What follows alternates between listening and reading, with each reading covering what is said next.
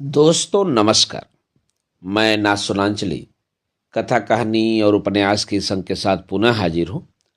दोस्तों, इस समय हम लोग सुन रहे हैं कथा सम्राट प्रेमचंद की लिखी हुई मानसरोवर भाग 1 से कुछ कहानियों का वाचन।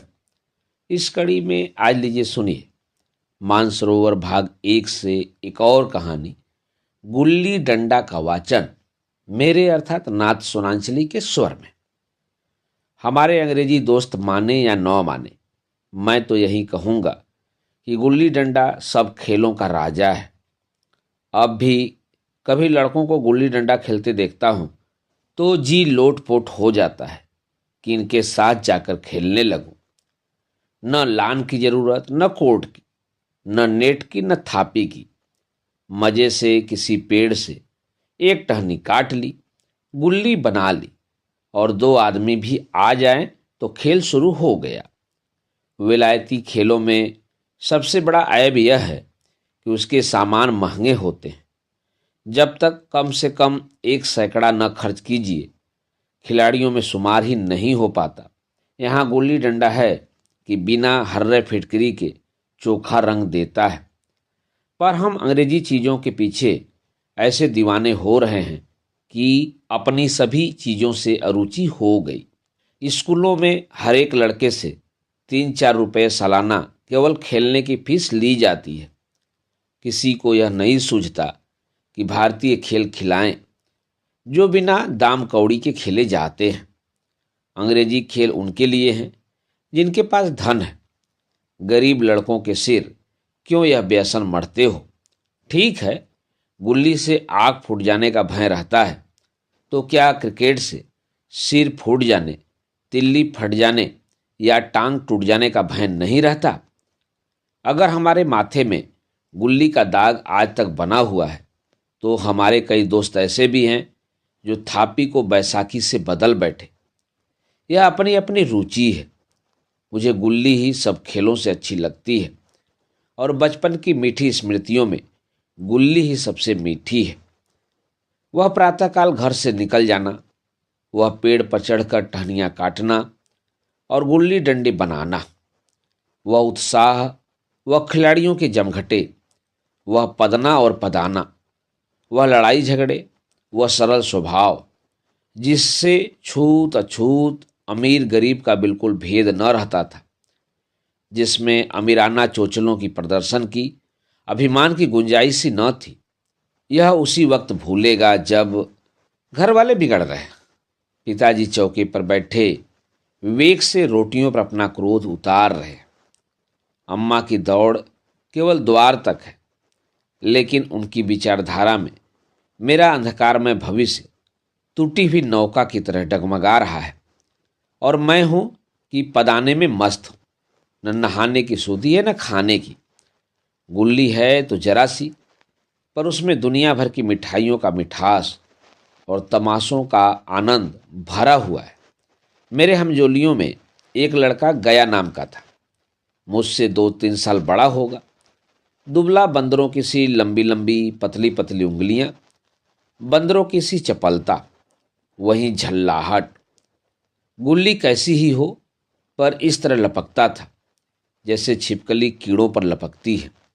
मालूम नहीं उसके माँ बाप थे या नहीं, कहाँ रहता था, क्या खाता था, पर था हमारे गुल्ली क्लब का चैंपियन। जिसकी तरफ वह आ जाए उसकी जीत निश्चित थी।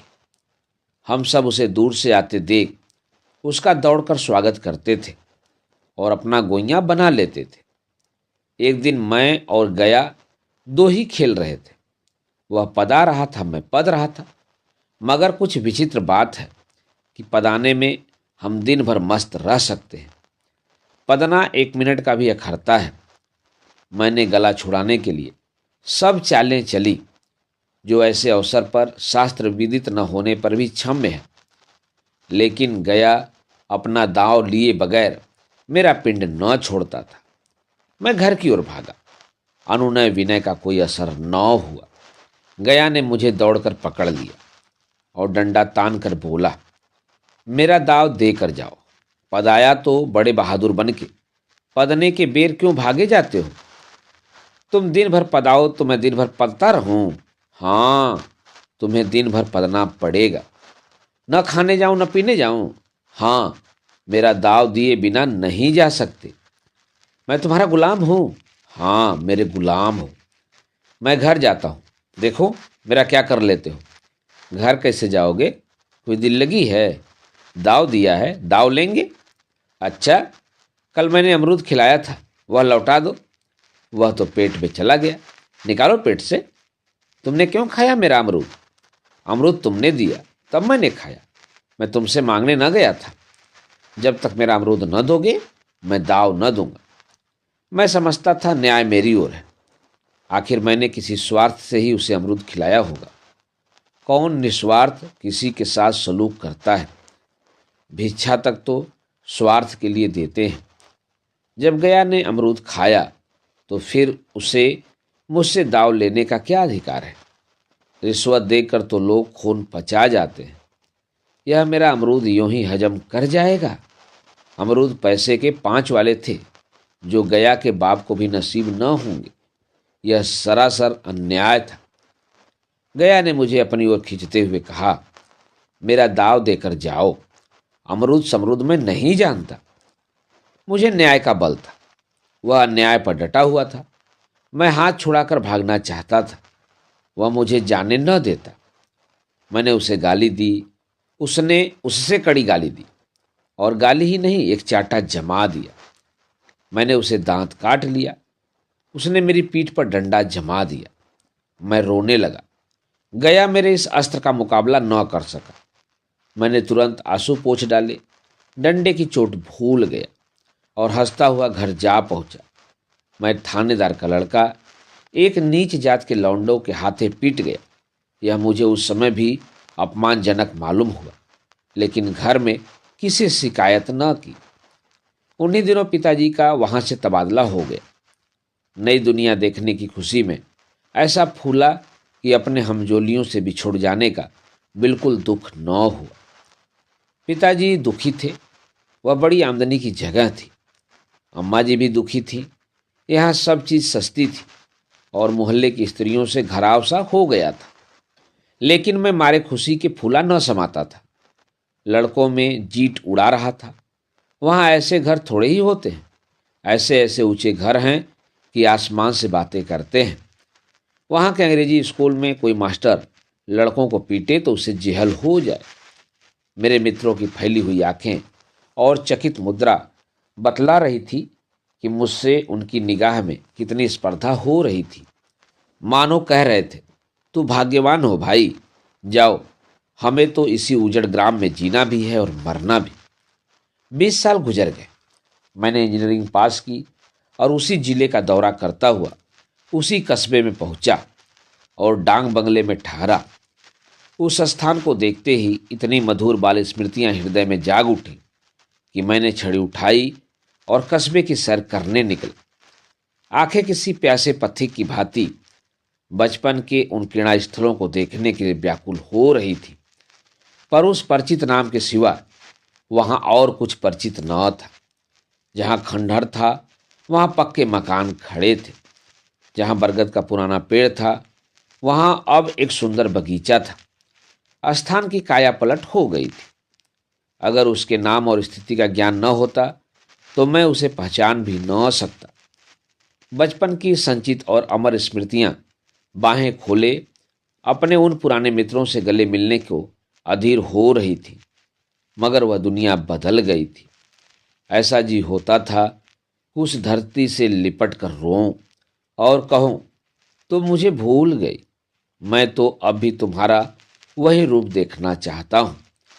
सहसा एक खुली जगह से मैंने 2-3 लड़कों को गुल्ली डंडा खेलते देखा। एक क्षण के लिए मैं अपने को बिल्कुल भूल गया कि मैं एक ऊंचा अफसर हूं। साहबी ठाठ में, रौब और अधिकार के आवरण में जाकर एक लड़के से पूछा, क्यों बेटे, यहाँ कोई गया नाम का आदमी रहता है? एक लड़के ने गुल्ली डंडा समेट कर सहमे हुए स्वर में कहा, कौन गया? गया चमार? मैंने यूं ही कहा, हाँ हाँ हाँ वही। गया नाम का कोई आदमी है तो शायद वही हो। हाँ है तो। जरा उसे बुला सकते हो? लड़का दौड़ता हुआ गया और एक क्षण में एक 5 हाथ के काले देव को साथ ले आता दिखाई दिया। मैं दूर से ही पहचान गया। उसकी ओर लपकना चाहता था कि उसके गले लिपट जाऊं, पर कुछ सोच कर रह गया। बोला, कहो गया, मुझे पहचानते हो? गया ने झुककर सलाम किया। हाँ मालिक, भला पहचानूंगा क्यों नहीं। आप मज़े में हो? बहुत मज़े में। तुम अपनी कहो। डिप्टी साहब का साइस हूँ। मतई, मोहन, दुर्गा सब कहाँ हैं? कुछ खबर है? मतई तो मर गया। दुर्गा और मोहन दोनों डाकिया हो गए। और आप? मैं तो जिले का इंजीनियर हूँ। सरकार तो पहले ही बड़े जहीन थे। अब कभी गुल्ली डंडा खेलते हो? गया ने मेरी ओर प्रश्न भरी आंखों से देखा। अब गुल्ली डंडा क्या खेलूंगा सरकार, अब तो धंधे से ही छुट्टी नहीं मिलती। आओ, आज हम तुम खेलें। तुम पदाना, हम पदेंगे। तुम्हारा एक दाव हमारे ऊपर है, वह आज ले लो। गया बड़ा मुश्किल से राजी हुआ। वह 18 टके का मजदूर, मैं एक बड़ा अफसर। हमारा और उसका क्या जोड़। बेचारा झेप रहा था, लेकिन मुझे भी कुछ कम झेप न थी। इसलिए नहीं कि मैं गया के साथ खेलने जा रहा था, बल्कि इसलिए कि लोग इस खेल को अजूबा समझकर इसका तमाशा बना लेंगे और अच्छी खासी भीड़ लग जाएगी। उस भीड़ में वह आनंद कहाँ रहेगा। पर खेले बगैर तो रहा नहीं जाता। आखिर निश्चय हुआ कि दोनों जने बस्ती से बहुत दूर खेलेंगे और बचपन की उस मिठाई को खूब रस ले लेकर खाएंगे। मैं गया को लेकर डाक बंगले पर आया और मोटर में बैठकर दोनों मैदान की ओर चले।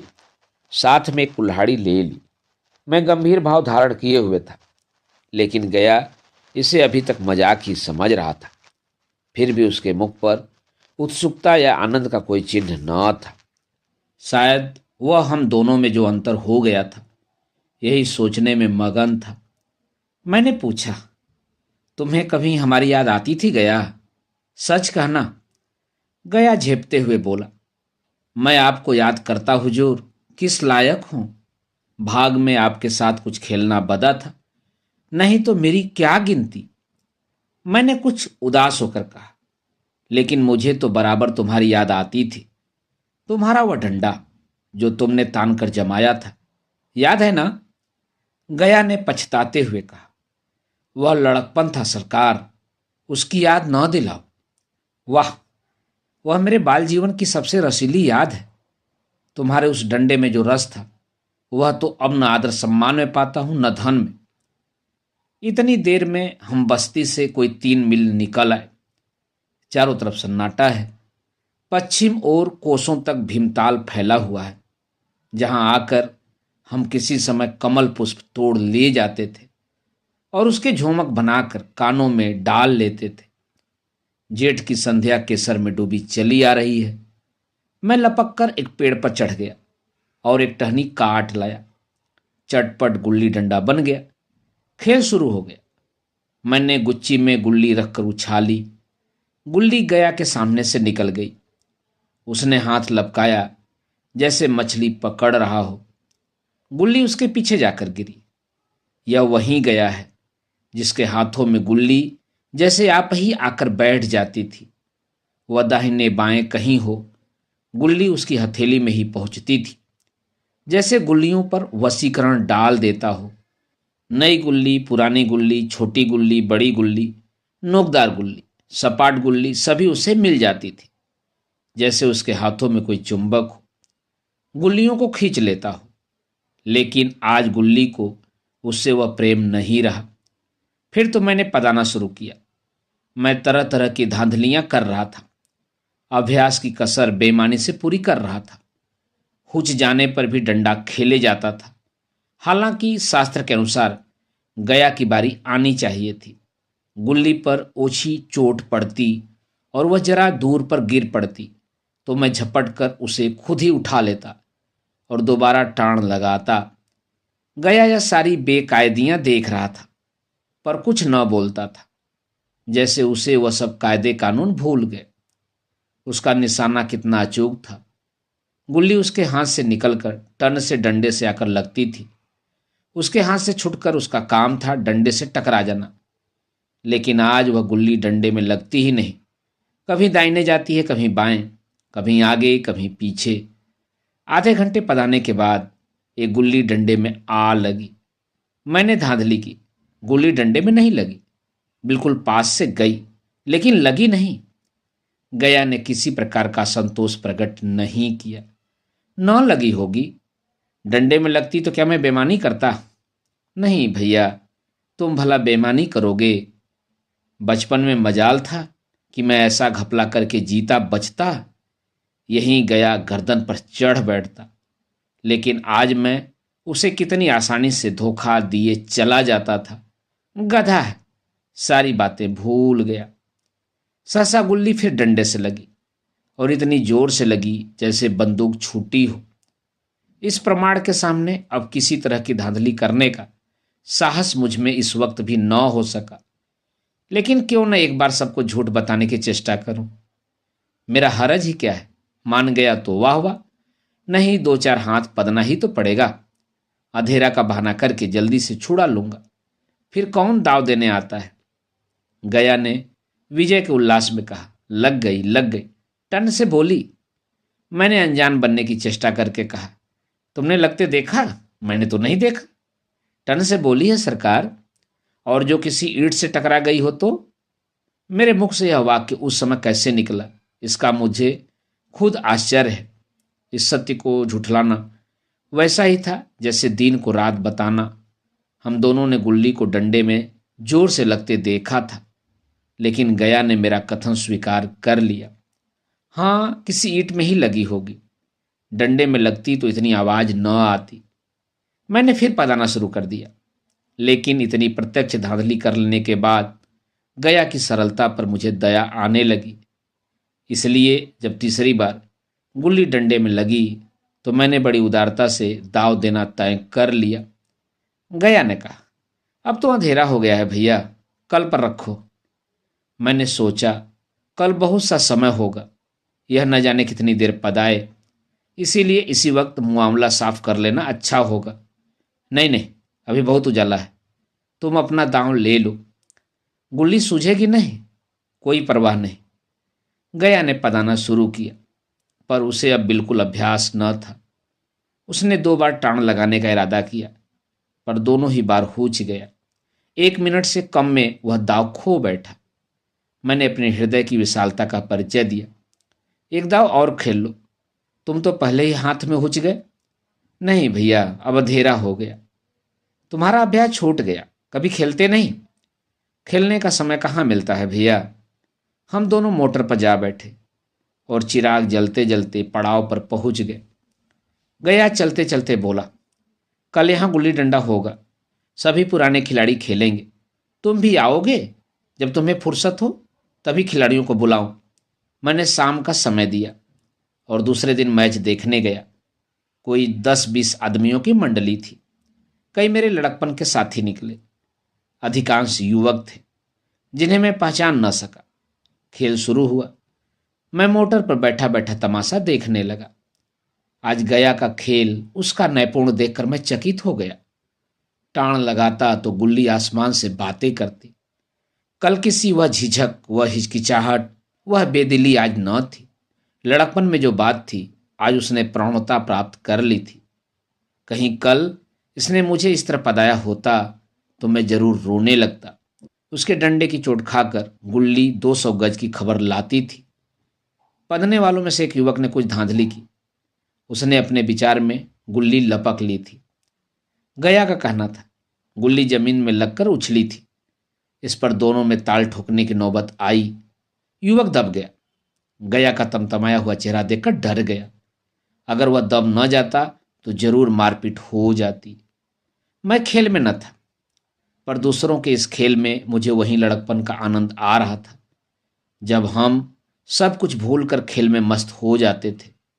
अब मुझे मालूम हुआ कि कल गया ने मेरे साथ खेला नहीं, केवल खेलने का बहाना किया। उसने मुझे दया का पात्र समझा। मैंने धांधली की, बेईमानी की, पर उसे जरा भी क्रोध न आया, इसलिए कि वह खेल न रहा था, मुझे खिला रहा था। मेरा मन रख रहा था। वह मुझे पदाकर मेरा कचूमर नहीं निकालना चाहता था। मैं अब अफसर हूं। यह अफसरी मेरे और उसके बीच में दीवार बन गई है। मैं अब उसका लिहाज पा सकता हूं, अदब पा सकता हूं, साहचर्य नहीं पा सकता। लड़कपन था तब मैं उसका समकक्ष था। यह पद पाकर अब मैं केवल उसकी दया के योग्य हूं। वह मुझे अपनी जोड़ नहीं समझता। वह बड़ा हो गया है, मैं छोटा हो गया हूं। दोस्तों, अभी आप सुन रहे थे कथा सम्राट प्रेमचंद की लिखी हुई मानसरोवर भाग 1 से कहानी गुल्ली डंडा का वाचन मेरे अर्थात नाथ सुनांचली के स्वर में। दोस्तों, और भी किस्से, कहानी और उपन्यास सुनने के लिए आप मेरे साथ कथा कहानी और उपन्यास के साथ जुड़े रहें। धन्यवाद। नमस्कार।